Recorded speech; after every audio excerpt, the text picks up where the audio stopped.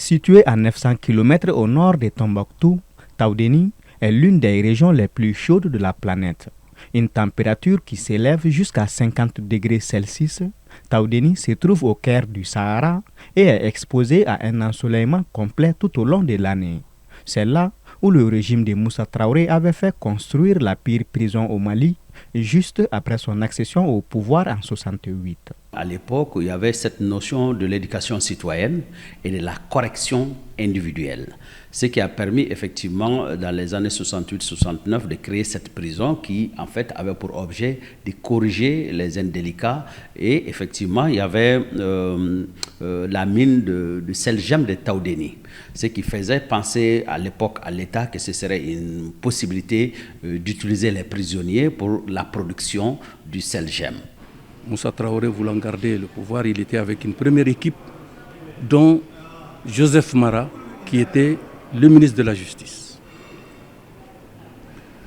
Ils ont décidé d'ouvrir un bagne le plus loin possible, parce que Kidal même paraissait être vide. Donc on a imaginé les salines de Taoudéni. C'est là qu'il fallait créer quelque chose pour éloigner. Pas de communication, pas de possibilité de s'échapper, pas de possibilité de quoi que ce soit. Si tu es à Taoudéni, tu es à Taoudéni. C'est terminé pour toi jusqu'à ce qu'on décide. Et c'est comme ça qu'on a ouvert le bagne de Taoudéni. Dans cette prison, où tous les opposants au régime de Moussa Traoré y étaient détenus, il était inutile de penser à s'échapper. Le désert et le climat étaient déjà le meilleur des filets pour y retenir tous ceux qui pouvaient imaginer un instant se faire la belle. C'est là où il fait le plus chaud au Mali, c'est là où il fait le plus froid au Mali. Les deux pôles. Il n'y a pas âme qui vive.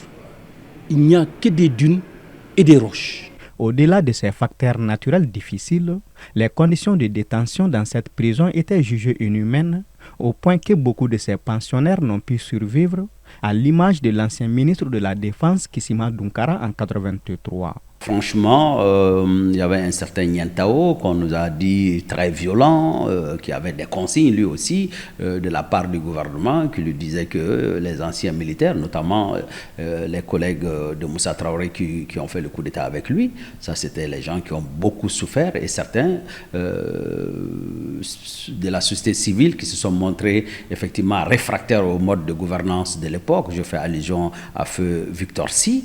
Voilà, c'est des gens qui, dans leur récits ont montré que le traitement était pratiquement inhumain. Donc la torture était un des éléments, le travail forcé était un des éléments, l'eau salée et le riz qu'ils mangeaient là-bas leur a donné la majorité, leur nourriture leur a donné le beriberi, ventre gonflé. Je me rappelle d'une chose, c'est que quand il y a eu le procès de Joseph Mara, Alassane Bey était le procureur de la République. Au jugement, il a dit ceci à Joseph Mara.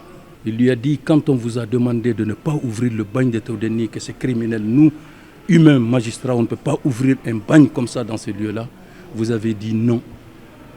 Aujourd'hui, alors malheureusement pour vous, nous partons au sud et vous allez au nord.